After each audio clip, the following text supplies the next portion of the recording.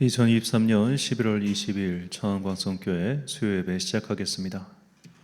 사랑과 은혜가 풍성하신 아버지 하나님, 은혜 가운데 다니엘 기도회를 인도해 주심에 감사드립니다. 말씀과 기도를 통해서 주신 은혜를 영혼에 새기고 성령의 열매를 맺어가는 주님의 자녀가 되게 하옵소서. 예수 그리스도의 이름으로 기원하옵나이다. 아멘. 찬송가 288장 찬양하겠습니다.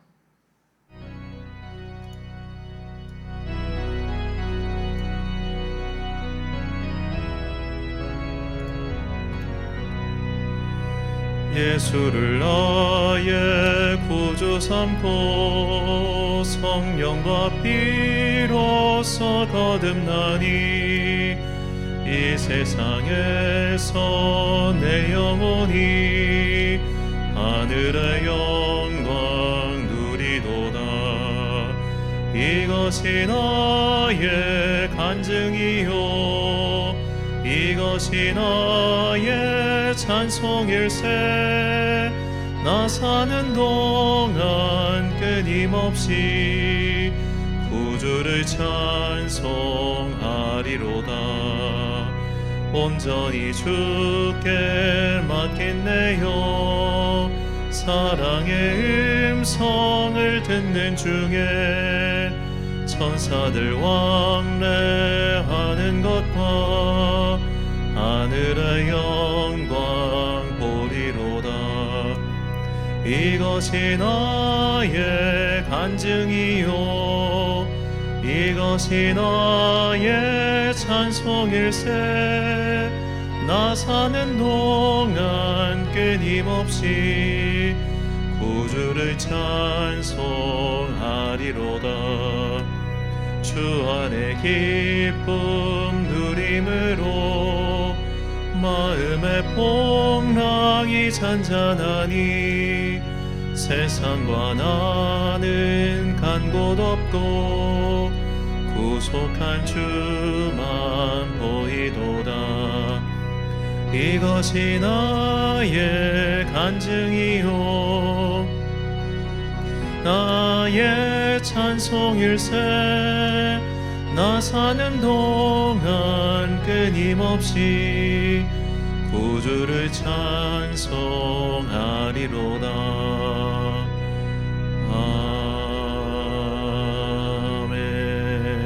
아멘. 예배를 위해 기도하겠습니다. 사랑과 은혜가 풍성하신 아버지 하나님, 불민한 우리들을 이렇게 다시 한번 예배의 자리로 초청해 주시니 감사합니다. 우리가 이 땅을 살아가는 동안 항상 주님의 뜻을 거스르고 살았음에도 불구하고 주님께서 이렇게 은혜를 베푸사 오늘도 우리에게 이 귀한 자리를 허락해 주심에 다시 한번 감사드립니다. 21일간 은혜의 잔치인 다니엘 기도회가 끝났습니다. 주님께서 여러 강사님들과 찬양팀 그리고 그 뒤에서 수고하는 모든 분들을 통해서 우리에게 주신 은혜를 잊지 않게 하시고 그 받은 은혜에 감사하며 살아갈 수 있는 주님의 거룩한 구별된 자들 되게 하여 주옵소서. 무엇보다 우리가 일상의 경건 훈련을 계속함으로써 우리가 그리스도의 장성한 분량까지 자라간다는 것을 잊지 않게 하시고 하루하루 닥쳐오는 믿음의 시련들을 잘 극복하여 주님 보시기에 아름다운 영혼으로 빚어가게 하여 주옵소서.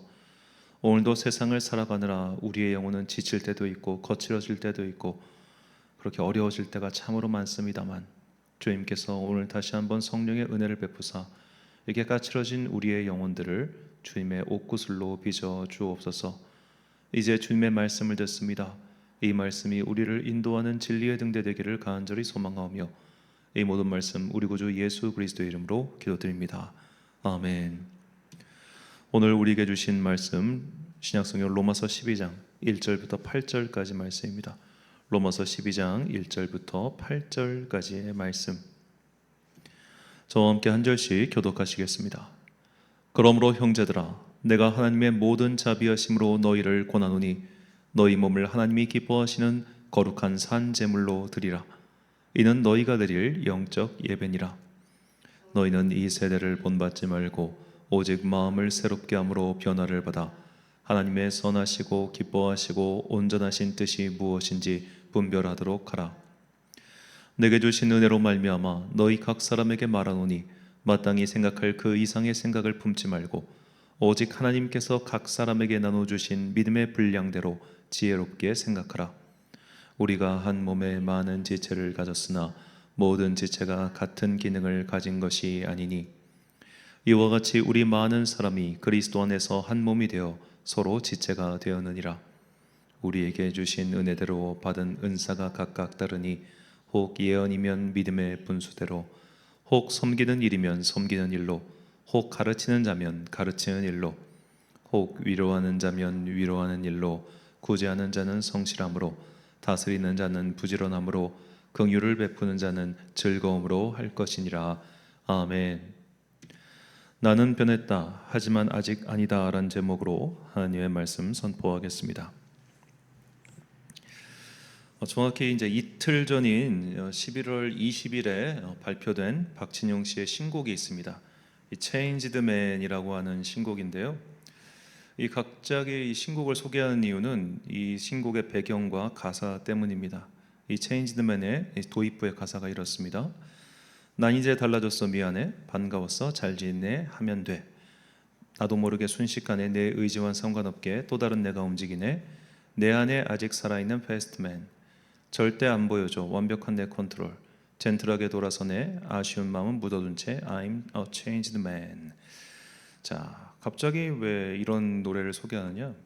어제 이 성시경 씨의 개인 유튜브 채널에 이 박진영 씨가 나와서 인터뷰를 하는데 이 곡에 대한 배경 설명이 그야말로 너무나 복음적이었기 때문입니다.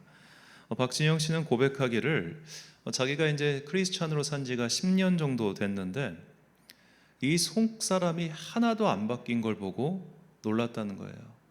사람들은 자기가 방송에 나와서 하는 말들, 그런 행동들을 보면서 아, 저 사람은 참 훌륭해, 저 사람은 참 대단해, 와, 이렇게 박수를 치고 하지만 자기 속사람에는 여러 가지 생각들이 있고 과거와는 전혀 달라지지 않은 자신의 모습을 봐서 어떻게 보면 자기 굉장히 고백적인 노래로 사람들은 날 보고 변했다고 하지만 난 사실 아직도 안 변했는데 라는 말로 어떤 좀 역설적인 표현으로 changed man이라고 말하는 겁니다. 그래서 이 가사도 과거와는 달라진 것처럼 젠틀하게 보이지만 사실 내 안에는 과거에 그런 것들이 남아 있어. 이런 것들을 어떻게 보면 이제 요즘 유행가에 맞게 그렇게 만든 곡이죠. 자, 이 곡에 대한 설명에 앞서서 사실 이제 박진영 씨의 어떤 회심이나 그리고 이제 크리스찬으로서의 삶에 대해서 온갖 말들이 많아요. 뭐 구원파 이단이다. 뭐 그와 이제 재혼하신 아내분이 뭐 구원파 교주 딸이다. 뭐 돈이 궁해서 그렇게 결혼했다. 온갖 말들이 많은데 제가 일전에도 이분 책을 이제 리뷰를 하면서 말씀을 드렸습니다만 저도 이 책을 이제 꼼꼼하게 읽고 돌이켜봤지만 그런 이단적인 요소는 솔직히 하나도 보이지 않았습니다.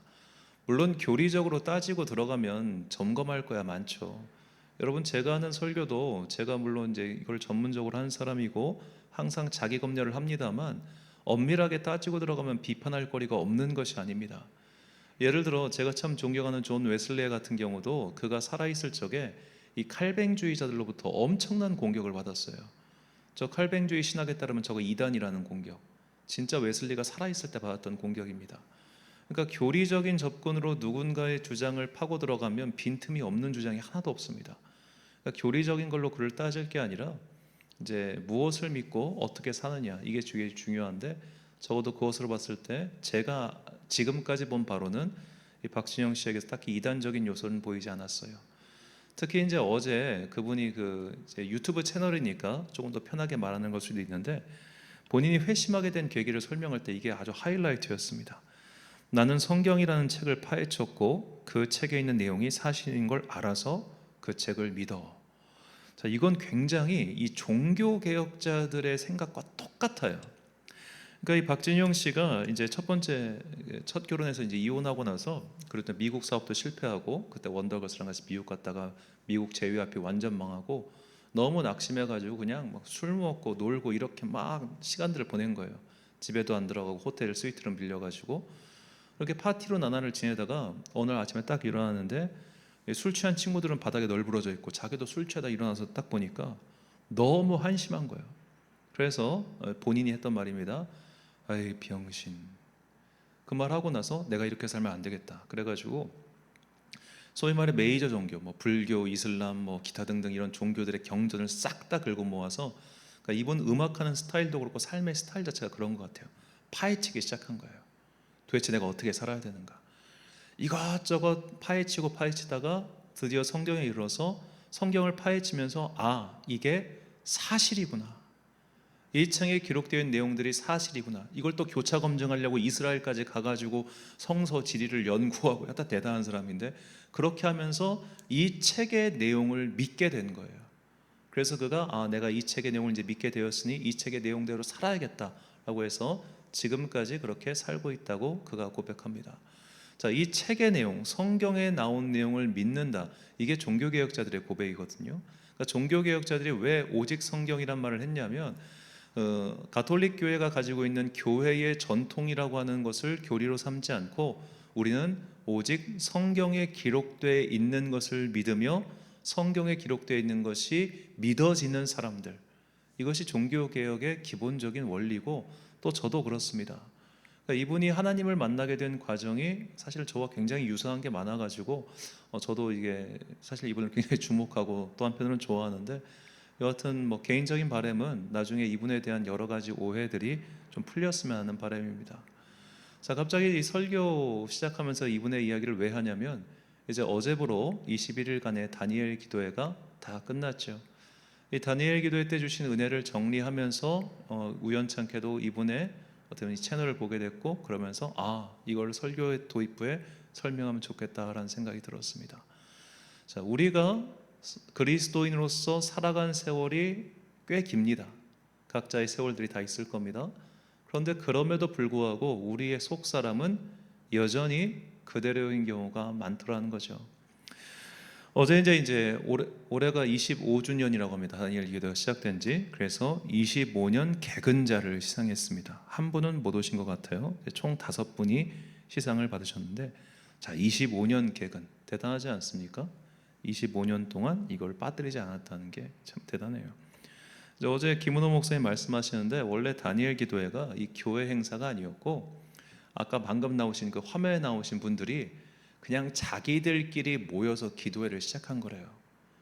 그래서 그 기도회를 이제 그 다음부터는 아예 다니엘 기도회라는 명명을 해가지고 수험생을 위한 기도회로 시작을 했다가 이렇게 발전돼서 지금까지 이르게 된 겁니다. 자, 그렇다면 이렇게 25년 동안 정말 빠지지 않고 이런 기도회와 행사에 참석하면 우리의 속사람이 정말로 예수님을 닮은 그런 거룩하고 정결한 존재로 거듭날까요? 저는 아니라고 생각합니다. 우리는 참 안 변합니다. 이 속사람은 정말 그대로입니다. 이것은 성경이 또한 증언하는 바이기도 하죠. 분명히 바울과 베드로는 부활하신 예수님을 만났습니다. 그럼에도 불구하고 그들은 자신이 태어날 때부터 가지고 있었던 기질 그대로 예수님을 믿습니다. 바울은 성격이 급하고 때로는 굉장히 율법적이며 누군가에게, 그러니까 요즘 우리 기준으로 보면은 되게 강한 사람이었어요. 그러니까 그가 마가 요한이 한번 이탈한 것, 그걸 가지고 젊은 사람이 한번 실수할 수 있지 이렇게 넘어가는 게 아니라 저 절대 안 돼, 이래가지고 바나바와 대판 싸우기까지 그걸 관철하죠.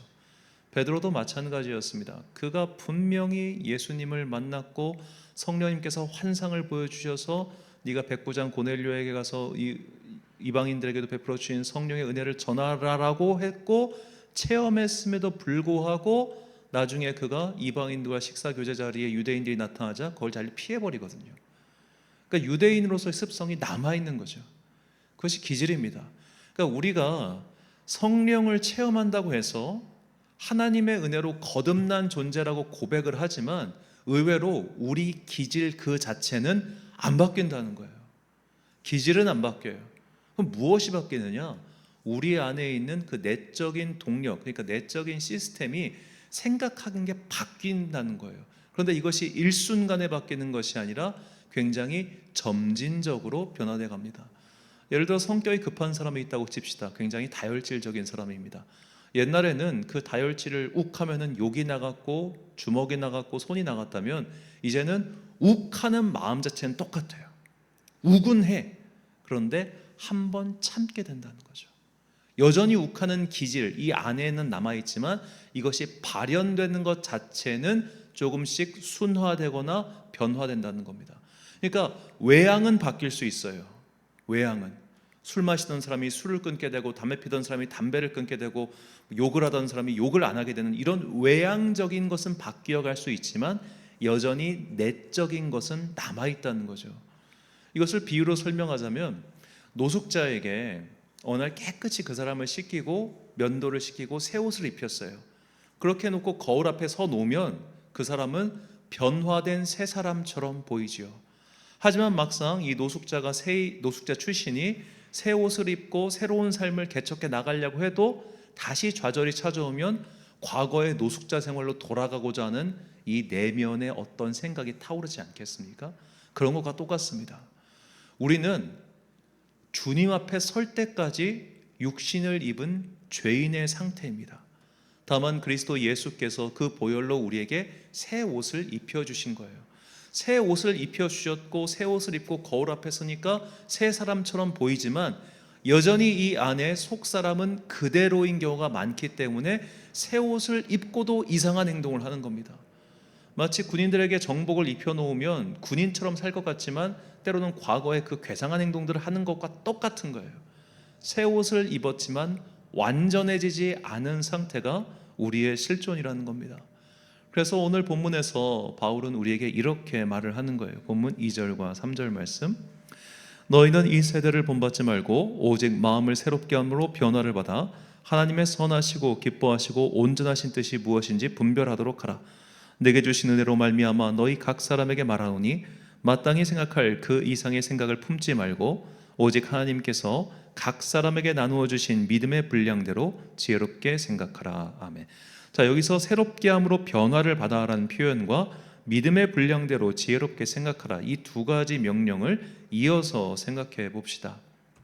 분명히 우리는 변화를 받아 새 옷을 입었습니다. 하지만 사람마다 가지고 있는 기질, 습성이 여전히 그대로인 경우가 많더라는 거예요.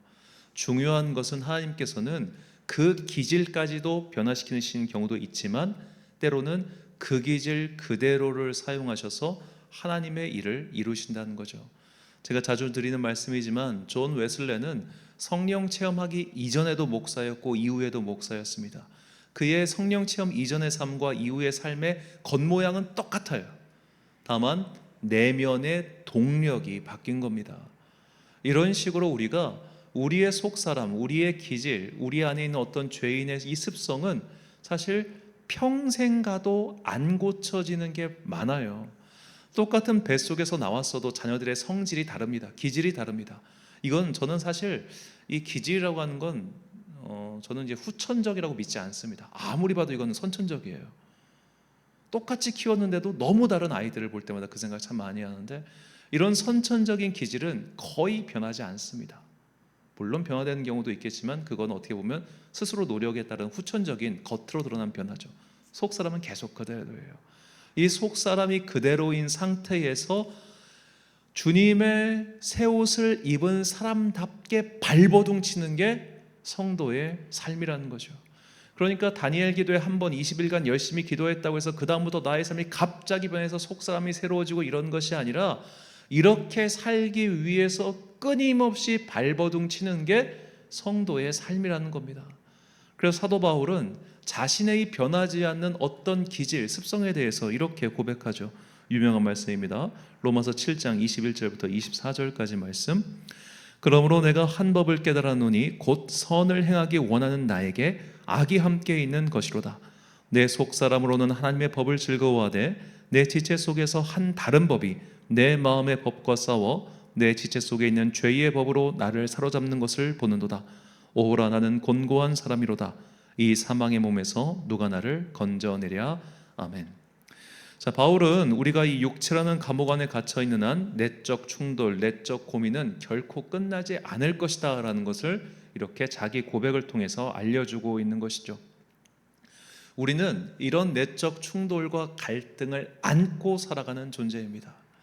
자, 모세를 보십시오. 모세가 무려 40년 동안 미디안 광야에 살아서 80세가 나이에 돼서 그때 하나님의 일을 시작했고 또한 광야 40년을 함께 견뎠습니다.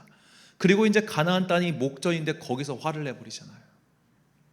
그러니까 120년이라고 하는 세월을 견딘 모세도 그 안에 확 하고 타오르는 그 기질이 아직도 죽지 않은 채 남아있더라는 거죠.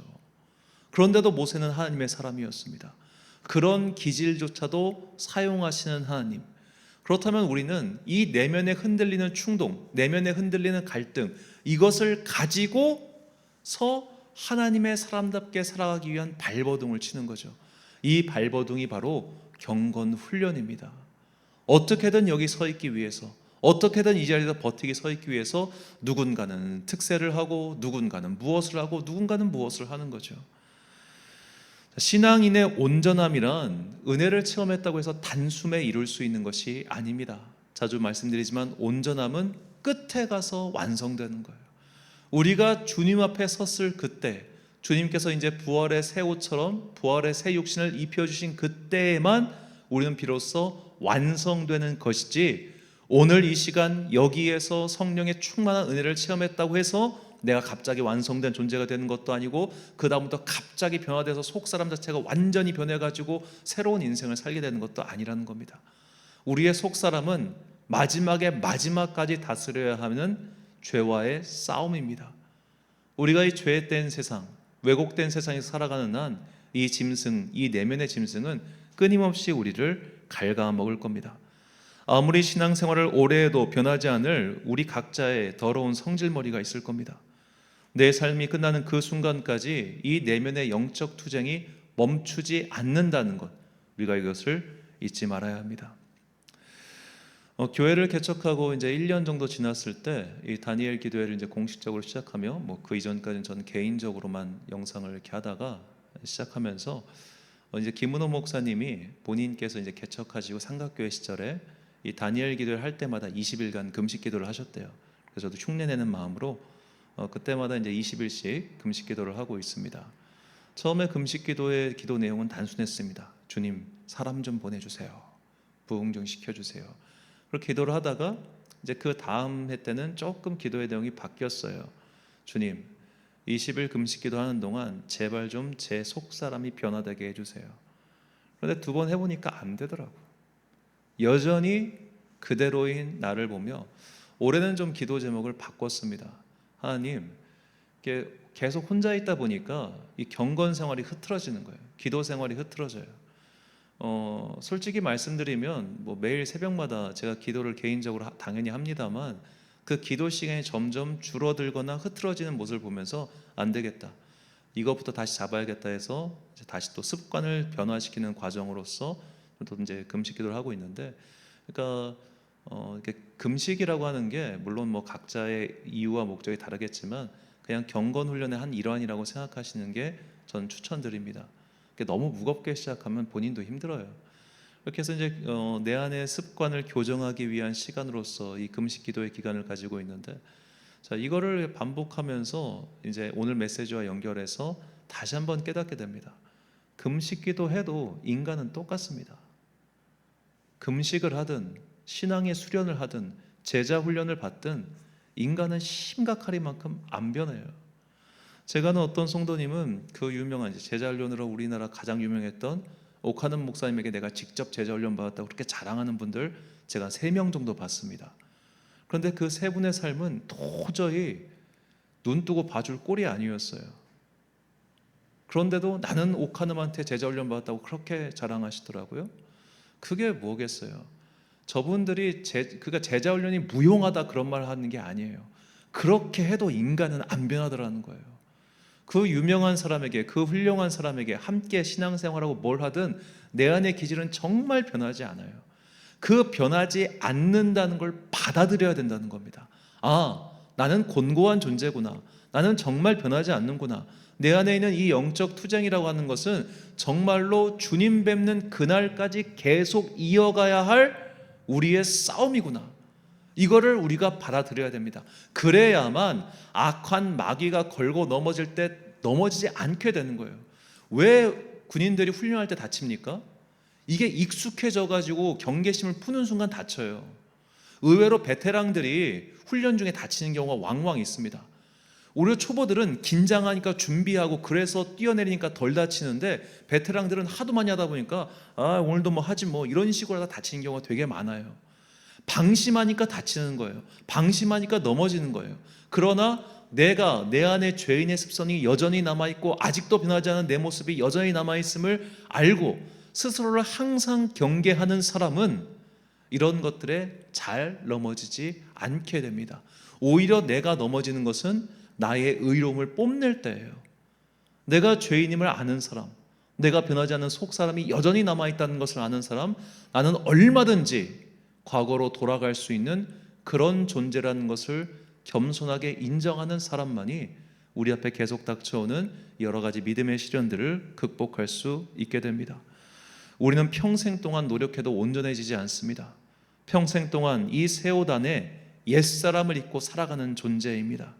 그렇기 때문에 우리가 이 부름받은 믿음의 자리에서 바로 서 있기 위해서 끊임없이 노력해야 되는 거예요. 그러니까 우리가 구원을 얻기 위해 노력하는 것은 아니죠. 이게 참 신앙생활 어려운 점이에요. 구원을 얻기 위해 노력하는 게 아니에요. 받은 구원을 지키기 위해 노력하는 거예요. 우리가 이렇게 똑바로 어떤 위에 서 있으려면 허리에 힘이 많이 들어갑니다. 그러니까 서 있는 것도 운동이죠. 양다리에 힘도 많이 들어가고요. 이렇게 서 있기 위해서는 이제 소위 말해 코어 근육이 있어야 되지 않습니까?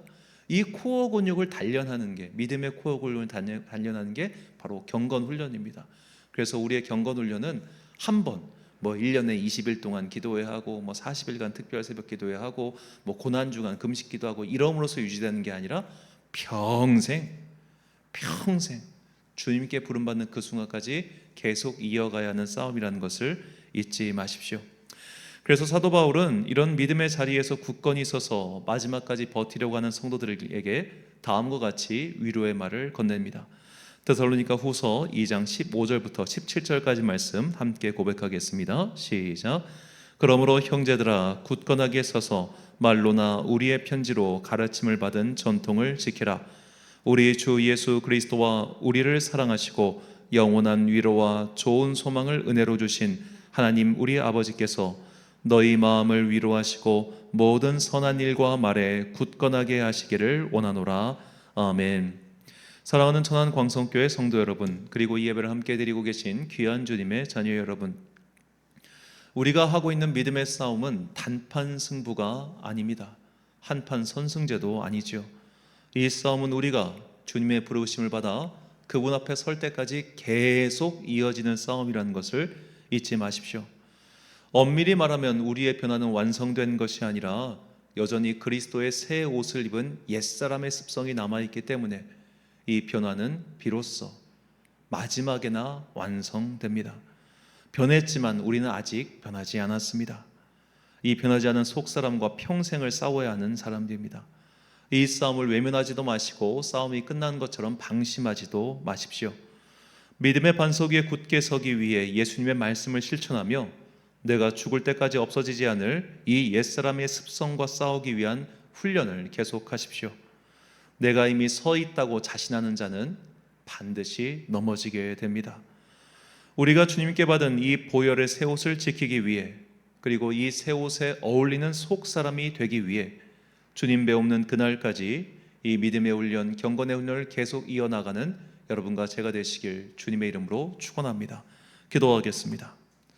사랑과 은혜가 풍성하신 아버지 하나님, 우리의 믿음의 선한 싸움은 우리가 주님 앞에 서는 그날까지 계속 이어진다는 것을 깨닫게 해주시니 감사합니다. 하나의 훈련 과정이 끝났다고, 하나의 기간이 끝났다고 방심하지 않게 하여 주옵소서.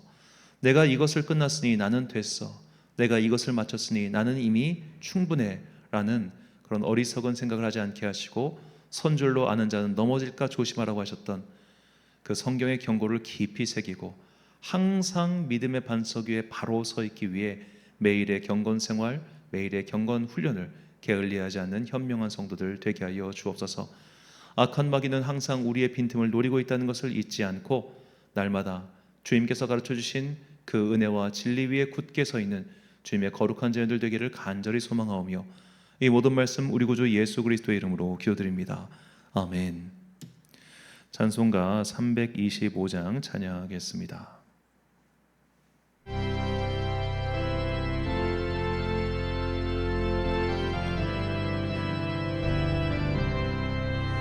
예수가 함께 계시니 시험이 오나 겁없네. 기쁨의 근원 되시니 예수를 위해 삽시다. 날마다 주를 섬기며 언제나 주를 기리고 그 사랑 안에 살면서 딴 길로 가지 맙시다. 이 세상 사는 동안에 주 이름 전파하면서 무한한 복락 주시니 예수를 위해 삽시다. 날마다 주를 섬기며 언제나 주를 기리고 그 사랑 안에 살면서 딴 길로 가지 맙시다. 이 세상 친구 없어도 예수는 나의 친구니 불의한 일을 버리고 예수를 위해 삽시다. 날마다 주를 섬기며 언제나 주를 기리고 그 사랑 안에 살면서 딴 길로 가지 맙시다. 심판하실 때 잘했다 칭찬하리니 이러한 상급 받도록 예수를 위해 삽시다. 날마다 주를 섬기며 언제나 주를 기리고 그 사랑 안에 살면서 딴 길로 가지 맙시다. 주기도문 하심으로 수요일 예배 마치겠습니다. 하늘에 계신 우리 아버지, 아버지의 이름을 거룩하게 하시며 아버지의 나라가 오게 하시며 아버지의 뜻이 하늘에서와 같이 땅에서도 이루어지게 하소서. 오늘 우리에게 일용할 양식을 주시고 우리가 우리에게 잘못한 사람을 용서하여 준 것 같이 우리 죄를 용서하여 주시고 우리를 시험에 빠지지 않게 하시고 악에서 구하소서. 나라와 권능과 영광이 영원히 아버지의 것입니다. 아멘.